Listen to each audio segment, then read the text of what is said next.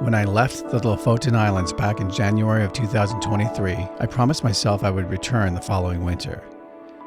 I had a great time while I was there, but I came back very disappointed as the conditions were pretty horrible over the 10 days that I was shooting. I got a glimpse of the sun only twice during those 2 weeks, and the rest of the time, it just rained and rained and rained.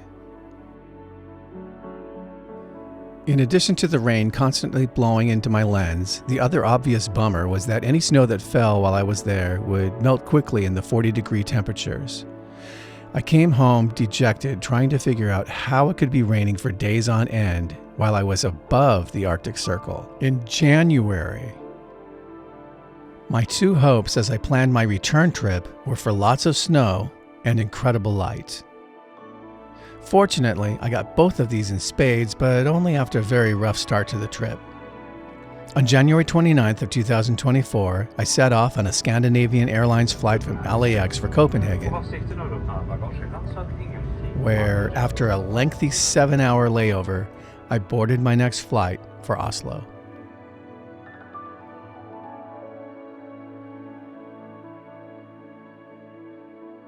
From Oslo, I flew to Bodo, where the plane shook violently in a huge windstorm on the way down. My next flight, the important one from Bodo to Leknes, was canceled at the last minute due to gale force winds. Since it was already 11 p.m. and the next flight would check in at 4 a.m., several of us decided to sleep downstairs in the Bodo airport instead of getting a hotel room for just 3 or 4 hours. On the morning of January 31st, our plane out of Bodo was delayed due to heavy snowfall, but eventually we took off after de-icing the plane while it was still coming down hard. These flakes are huge.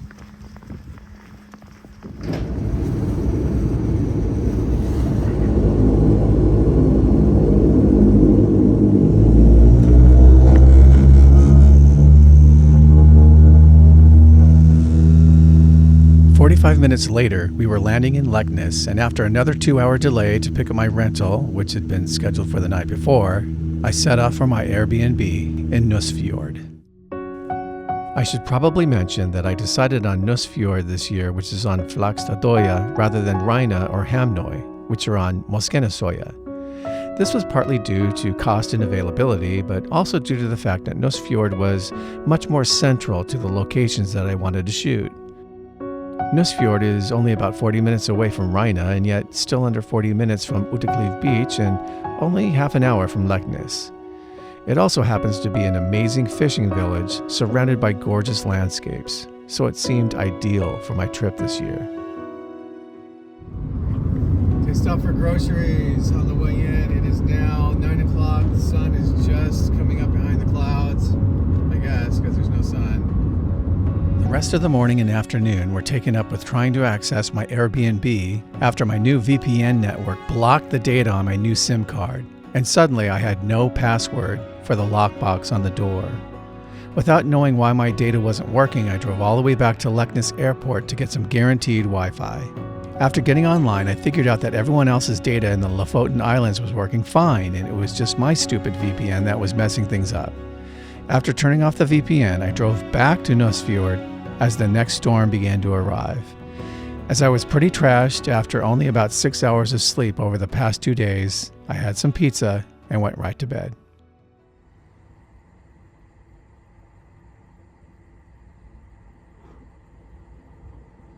So I might need to postpone when I leave this morning. Gale force winds, blowing snow, and probably not much sun.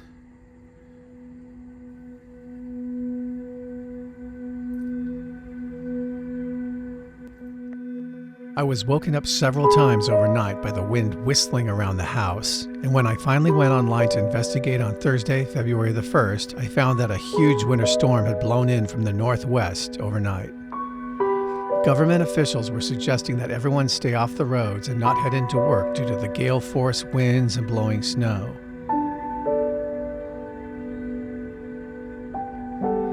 I was shooting the storm out of my kitchen window when the power went off around 9:30 a.m. Close the power again.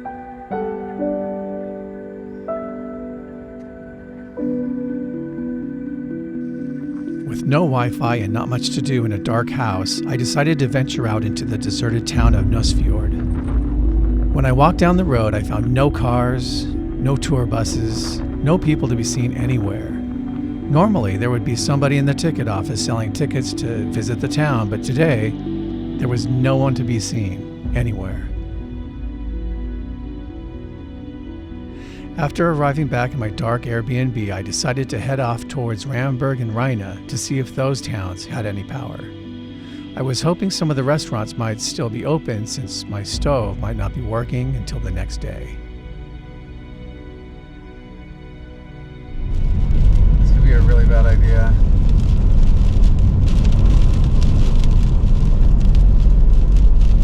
Still pretty windy and snowy. Man, look at the frickin' fjord. Wind just pushing it.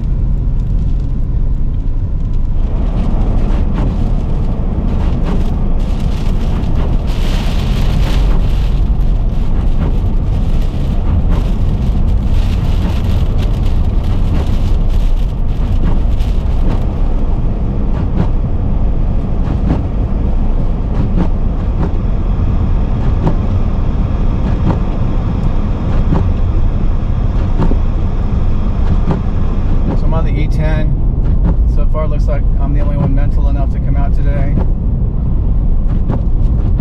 Wind has definitely picked back up. You can see it's blowing hard. You can see waves of it coming in. Blowing sea spray and snow across the road. Gosh.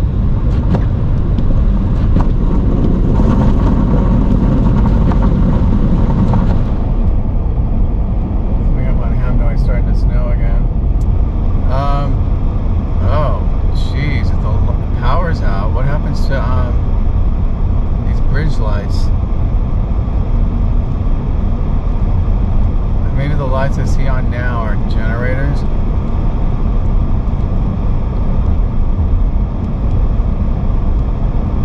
But I bet it's solar powered or something. Like they got it for these lights. If there's a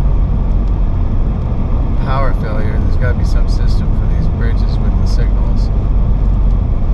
Or not. Uh-oh.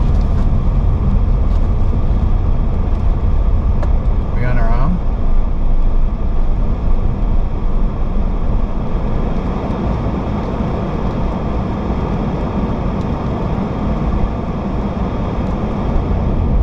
So yeah, if there's no signal, power's out to the whole bottom of the archipelago here, including the restaurants, unless they have generators.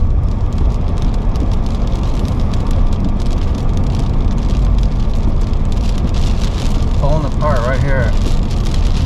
That's why those guys are camped out on the bridge in the snow and the wind. How bad do you want that shot? Okay, same thing, I'm missing a signal. Car coming.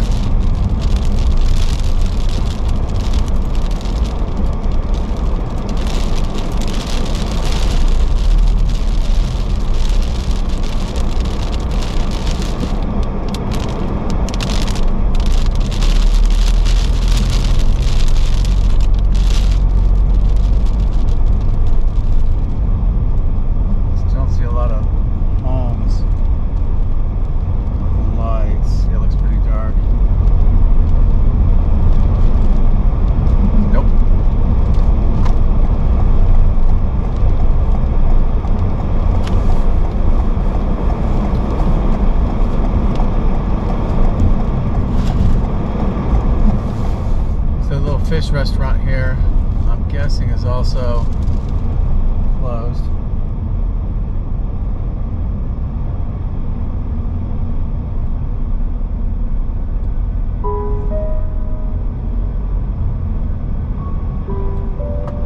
These guys came all this way. They're gonna get their shot.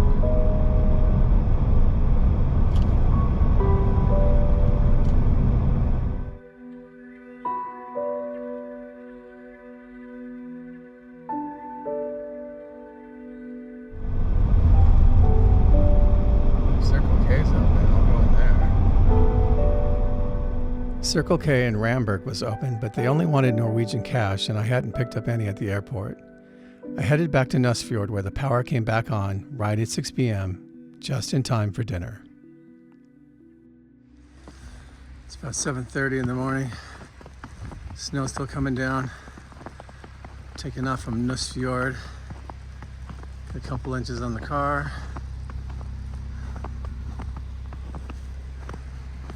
On my way to Reine. Looks like it may break up to the south. Then from there, I'm just gonna cruise around looking for spots to shoot today. On February 2nd, I took off early in the morning, even though the forecast called for more clouds and snow throughout the day. When I got to Reine, another squall was blowing in and the light had already disappeared.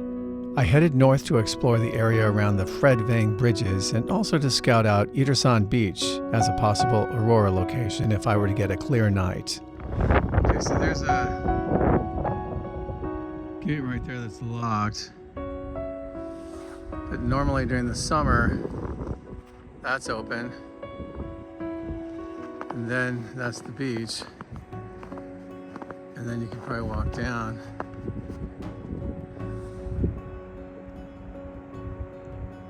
Beautiful spot for a cemetery.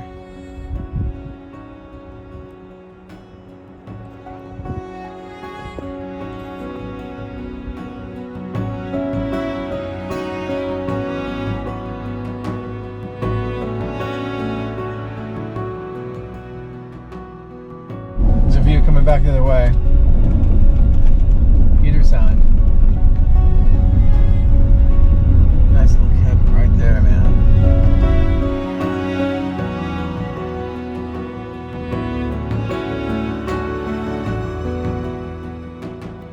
Whatever light there was began to disappear, and after a trip to Leknes for more shopping, I stopped by Skagsanden Beach north of Ramberg to check out the conditions before setting off to explore the area around my house in Nusfjord.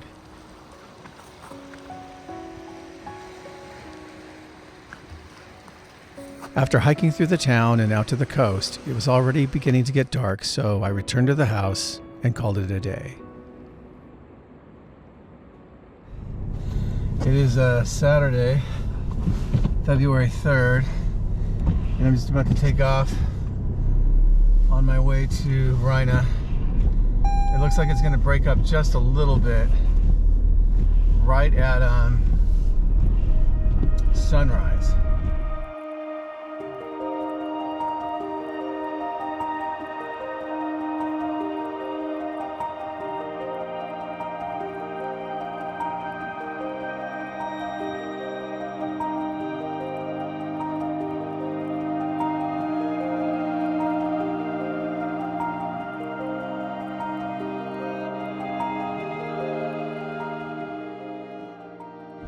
It didn't take very long to turn the roads wide again over here. Temperature dropped just a tick, so it's holding at 1 degree Celsius. On February 3rd, the day started off poorly with more snow blowing in over Reine. I decided to head to a sporting goods store in Leknes to pick up a couple of things with hopes of maybe heading out to the beach afterward if the clouds broke up. I want to make sure I got this. It's the first time I've seen the sun since my arrival on Wednesday morning. It's Saturday. On my way out to Leknes, I finally saw the sun for the first time in 4 days. On my way back, I suddenly remembered that the sun stayed low in the sky for 6 hours in early February. If the horizon stayed clear, it would be 6 solid hours of golden light. Oh my gosh, you can see some of those mountains, that mist on them. It's very, like Bierstadt. Very Bierstadt.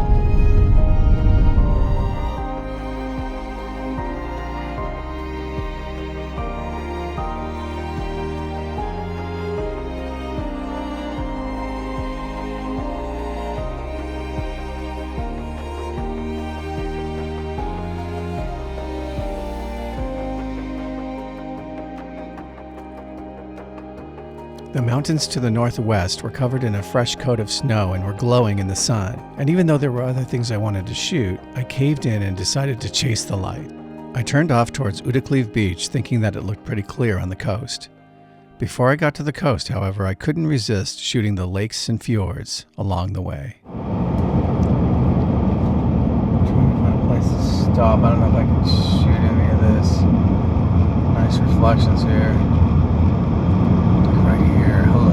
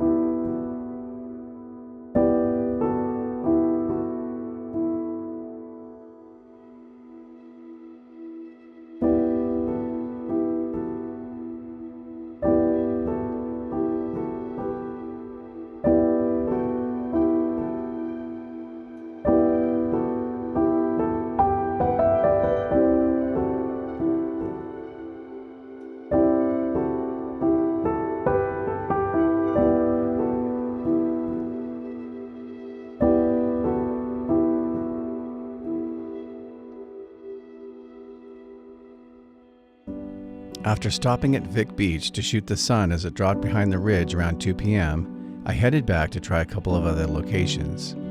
Yet another storm was moving in as I headed back to my house just in time to get caught in a massive traffic jam due to a truck that had slid off the road. Just got back to my house. It's snowing.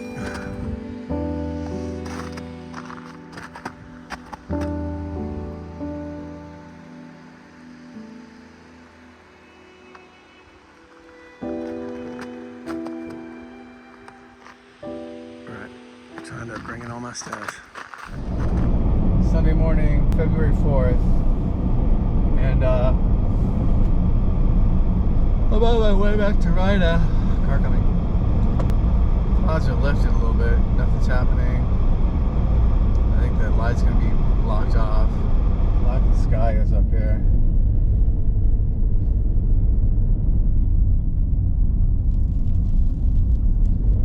Look at this frickin' sky.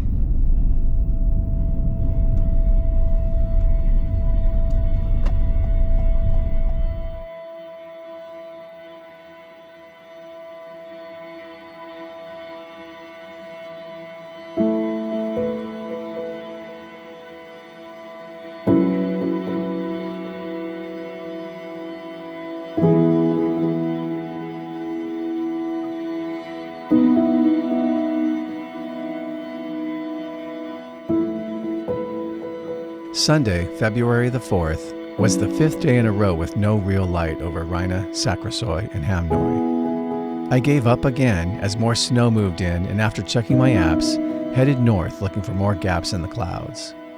I saw that it might be breaking up over towards Nusfjord, so I set off back towards my Airbnb. As I drove, I was struck by the incredible difference that a fresh coat of snow makes on the landscape.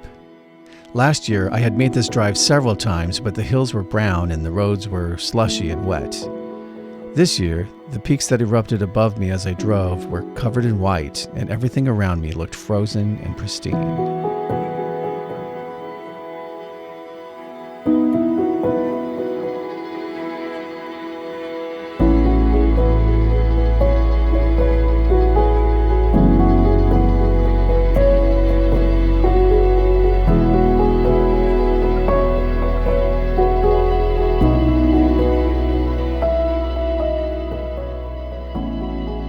An apple with a 0% chance of snow.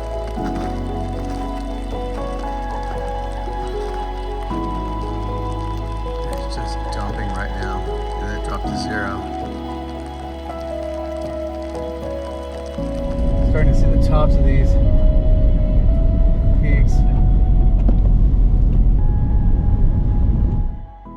After the light behind Nusfjord disappeared, I had some lunch and decided to head south again to explore, even though more heavy weather was moving in. As I got back down to the E10, I was struck by how ominous it looked as huge black clouds moved in over Flakstadoya. I parked in a small pullout just west of Morpheus Beach and scrambled up the hillside to get a vantage point as the next big wave of this winter storm rolled in. Look at this.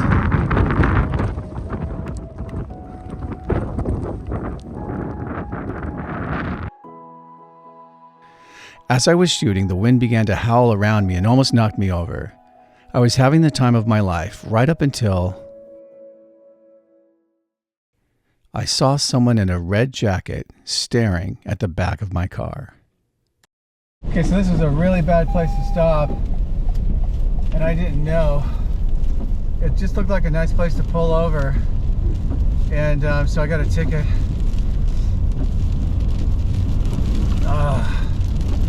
It's all part of the learning process. If you're not far enough off of the road, they get really upset at you. The lady is pretty cool about it. I can't believe they're making her work on a day like this. Even though I had been careful not to just stop in the middle of the road, my car was not far enough off of the road and was now causing a bit of a traffic hazard. What I didn't realize was that in winter, the snowplows don't necessarily have time to push the snow all the way out of the pullouts. And if there isn't enough room to get your car well off the road, they do not want you parking there, especially the stretch of road between Ramberg and Vereide. This became very clear to me as the next storm hit and suddenly both of us were in whiteout conditions with trucks and buses rolling through occasionally. Either one of us could have been squished, and I immediately felt bad for putting this officer in harm's way for being stupid enough to not get my tiny Toyota Yaris with no clearance completely off of the road. The ticket turned out to be around 900 Norwegian kroners, which translated to about $90.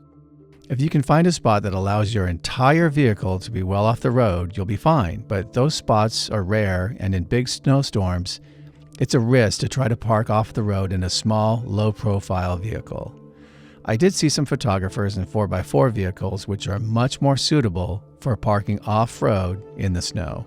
Here's a drone shot that was taken 2 days after that shows safe, marginal, and fully illegal/dangerous all at the same pullout. My car was completely off the road with plenty of margin. The car just above me is also good, although much closer to the road. The car at the top of the frame belonged to a photographer who completely lost his mind and slammed on the brakes when he saw what we were shooting.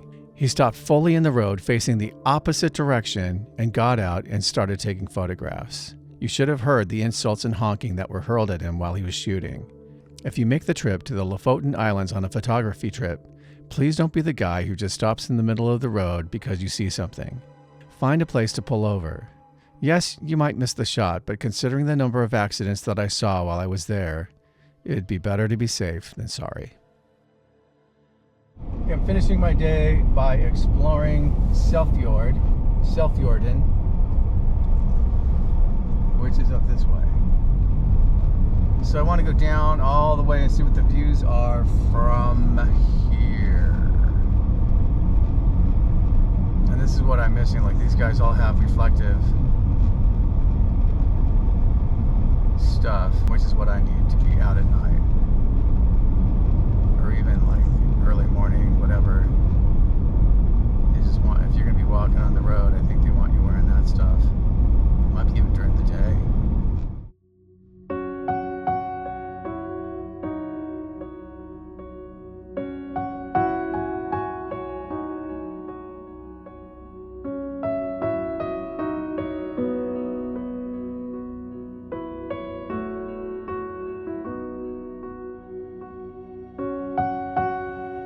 With the exception of the sun popping out over Leknes and some light while I was at Vic Beach, my first 5 days had been a bit disappointing. I was loving the snow, but other than short breaks where the sun broke through, I just wasn't getting any light. At 1 a.m. on February 5th, I set off for Uttakliev Beach with hopes of shooting a time-lapse of the Aurora, but all I was able to get was a quick glimpse of a green sky before the clouds blew back in again.